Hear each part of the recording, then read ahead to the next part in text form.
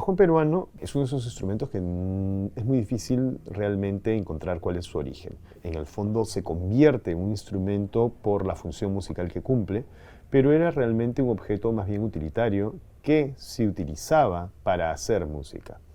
No existen realmente datos suficientes como para poder hablar del cajón peruano como parte de una tradición muy antigua en el territorio peruano.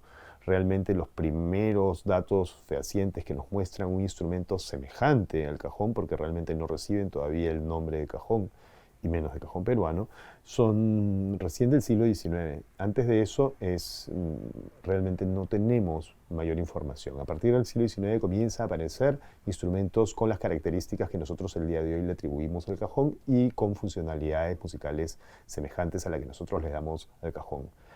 Antes del cajón, realmente esa función la cumplieron otros instrumentos. El arpa, cuya caja era percutida, otros instrumentos como el tamborete, y hay algunas representaciones de instrumentos a fines del siglo XVIII utilizadas para música peruana en algunos de los otros lugares del país. Algunos han encontrado una pequeña caja en el caso de Martínez Compañón, que se podría asemejar, pero lo cierto es que recién en el siglo XIX es que encontramos una presencia de un objeto semejante a nuestro cajón peruano.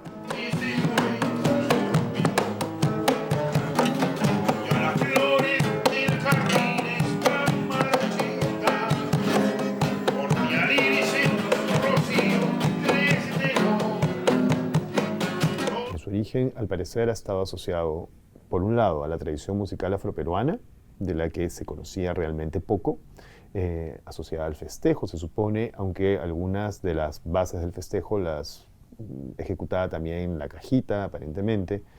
Al son de los diablos, aunque es más raro, aunque hay algunos testimonios que lo asocian también al son de los diablos, pero los dos géneros por excelencia donde se encontraba el cajón han sido el tondero y sobre todo la marinera. La marinera, y sobre todo en la versión de Lima, que es la más conocida, o que era la más conocida hacia la primera parte del siglo XX, ha sido realmente el género donde el cajón ha estado más presente que nunca, ¿no? Y los grandes cajoneros que nosotros conocemos y a los que debemos homenajear son sobre todo cajoneros asociados a esa marinera de Lima, ¿no?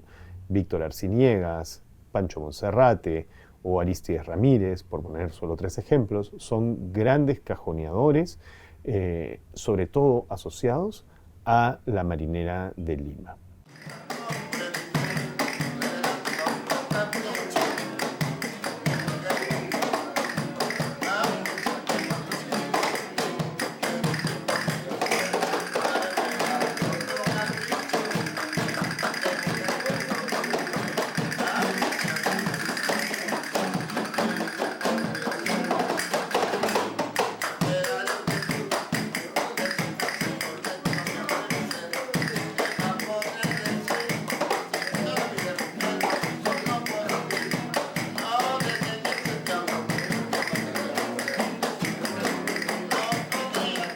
Peruano hoy en día se puede encontrar en una gran diversidad de contextos, tanto locales, nacionales, como en el mundo, ¿no? En el mundo podemos pensar en el jazz, podemos pensar en el flamenco, puede ser uno de los ejemplos más reconocidos, pero en el Perú, los géneros donde, digamos, actualmente la gente no deja de asociarlo es definitivamente la música criolla, particularmente asociado al vals, que puede ser uno de los géneros más reconocidos por la gente, y en la música afroperuana.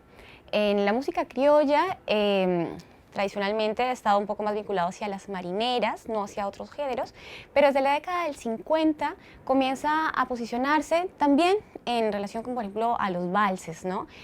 Tenemos un caso particular, que es el de Francisco Monserrate, el cajonero de la peruanita, que comienza a hacer esta introducción, sin embargo es esporádica, no suele ser regular en los diferentes conjuntos criollos, pero ya para la década del 70, con la segunda formación de Fiesta Criolla, esto se populariza y se vuelve como una formación estándar, que es actualmente la que se reproduce en diferentes contextos. También pasa en los años 70, Caitro Soto, quien es el cajonero de Chabuca Granda, regala uno de estos cajones a Paco de Lucía, quien se lo lleva a España y lo introduce en lo que es el flamenco un poco más contemporáneo.